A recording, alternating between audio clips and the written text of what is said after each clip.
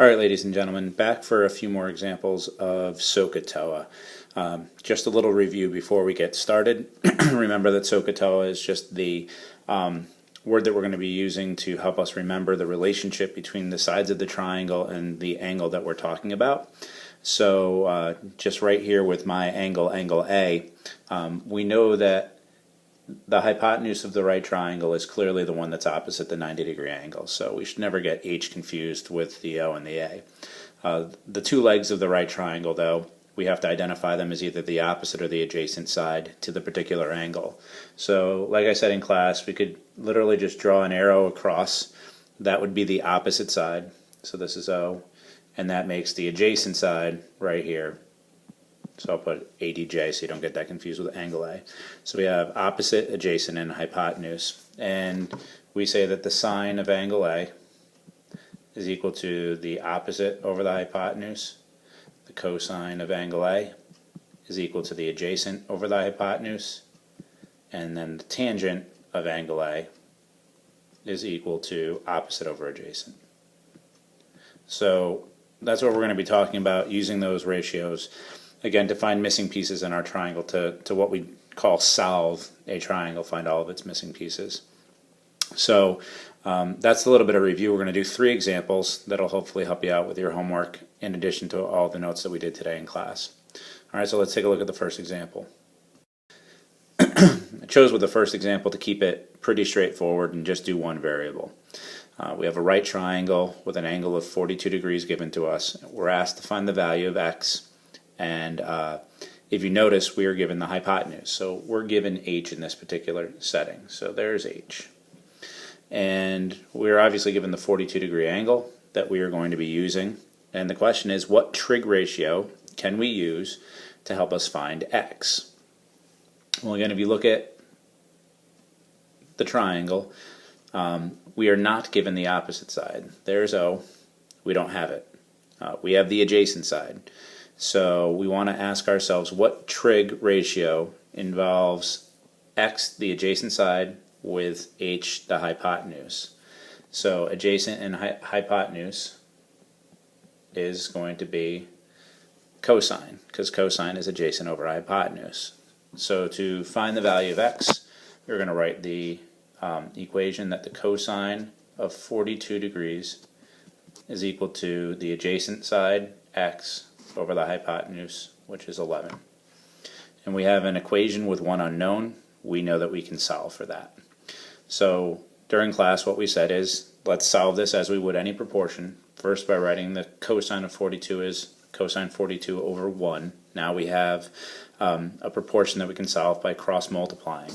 And we get that if we take our value of x and multiply it by 1, so we're going to take x, multiply it by 1, because that's going to be the cross multiplication. So x times 1 is just x. And then when we multiply cosine 42 times 11, we're going to call that 11 cosine 42. And you're going to go to your calculator and simply type in 11 times the cosine of 42. And 11 times the cosine of 42 is approximately 8.17. We'll round that to the nearest tenth, so we'll say that x is equal to 8.2. That seems like a valid value for x because the hypotenuse is 11. We know that the leg has to be smaller than the hypotenuse.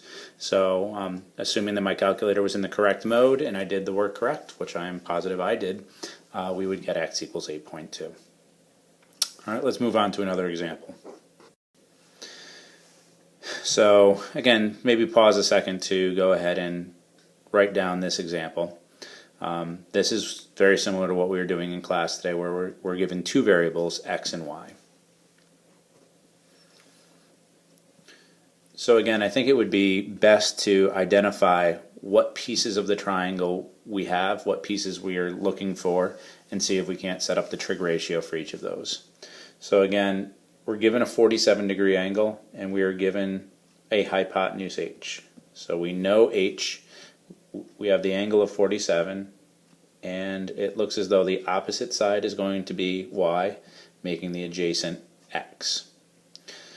So I have the hypotenuse. And again, when I have the hypotenuse, that really means that I can use two functions. I have the sine function, which is opposite over hypotenuse, or I have the cosine function, which is adjacent over the hypotenuse. I want to use h. I know h. I don't want to try to use something like tangent. If I use tangent in this case, the tangent of 47 is y over x. I don't know y, I don't know x. I can't find either one of those by using tangent. So I'm going to stick with either sine or cosine. I'll solve for the variables in order, first solving for x and then solving for y. So if you feel comfortable, go ahead and pause right now and try to find x and y rounded to the nearest tenth. If you need help, follow along as I go through this. Okay, to find x, we said that x was the adjacent side. Labeled it a right here. So adjacent shows up in the cosine function. So I'm going to say that the cosine of 47 degrees is equal to the adjacent side x over the hypotenuse 16. Again, we're going to cross multiply, so give ourselves a denominator of 1. And in this case, x times 1 is just x, and 16 times the cosine of 47 degrees. Again, at this point, you're going to pull out your calculator, you're going to knock out the cosine of 47 times 16, and you should get approximately 10.9.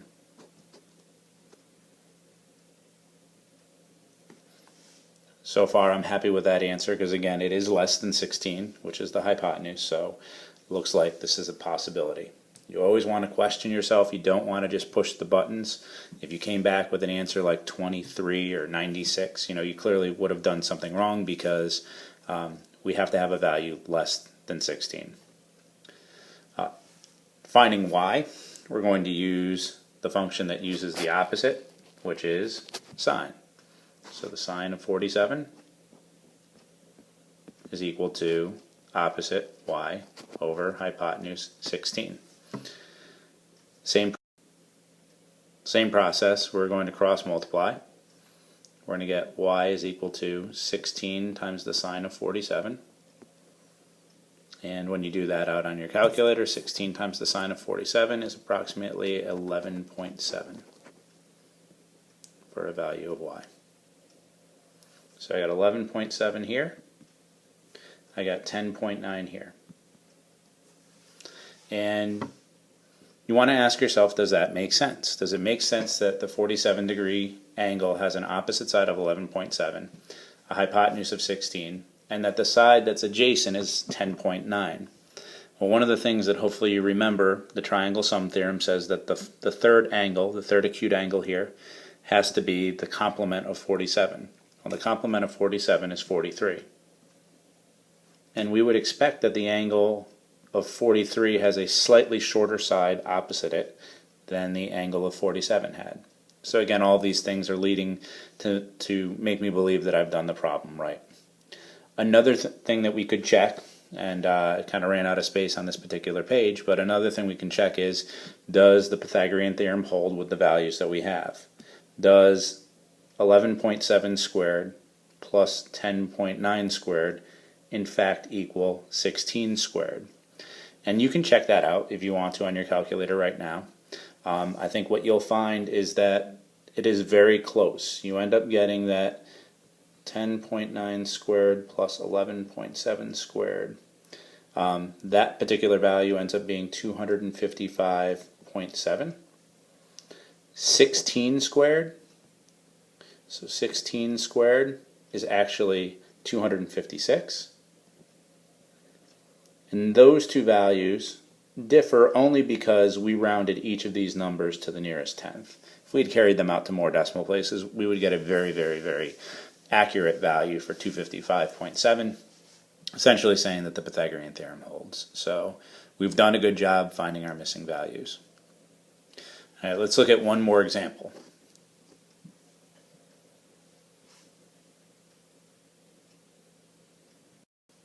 All right.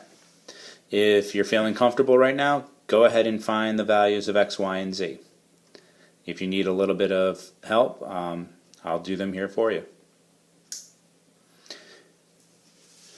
All right, so clearly the value that we have is 61 degrees for our angle. Again, this is O, this is A, this is H. It looks like I want to stay away from A and H, because A and H together are not going to give me a value that I can use. And A and H is going to be cosine. Cosine is adjacent over hypotenuse. That's going to be a bad choice. So let's stay away from cosine. Let's use the other two choices of sine and tangent. So the sine of 61 is equal to opposite over hypotenuse, sorry. So 13 over x. I want to find x. Cross multiply. X sine 61 is equal to 13. Remember, that's because we always put that over a 1, which means that x is equal to 13 divided by the sine of 61. We're not going to evaluate the sine of 61 until it's in the denominator when we do the actual division. We don't want to be rounding values throughout the entire problem and then round our final answer. We will just round whatever this value ends up being off the calculator. If you do that out, round it to the nearest tenth, 13 divided by sine 61 should be 14.9. 14.86. We're going to round it to 14.9. For the value of y, again, we want to stay away from cosine. We use sine, so it looks like tangent's going to be the choice. The tangent of 61 is the opposite over the adjacent. So 13 over y. Solve for y. So y tan 61 is equal to 13. Divide through by tangent 61. 13 divided by tan 61. When you do that out on your calculator, you should get a value of approximately 7.2. Again, you can check with the Pythagorean theorem that those two values are close when being squared, that 13 squared plus 7.2 squared is very close to 14.9 squared. Again, 14.9 being the hypotenuse is the biggest of the three values, so again, I'm pretty confident with that.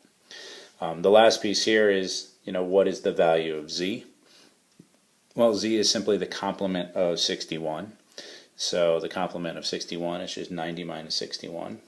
So 90 minus 61, and that's going to give us a value of 29 degrees. So, and actually you don't even need the degree mark because it is z degrees. So z is equal to 29. And there you have it. Solving right triangles, finding the missing values for either an angle or sides using sine, cosine, and tangent. Hopefully that helps out.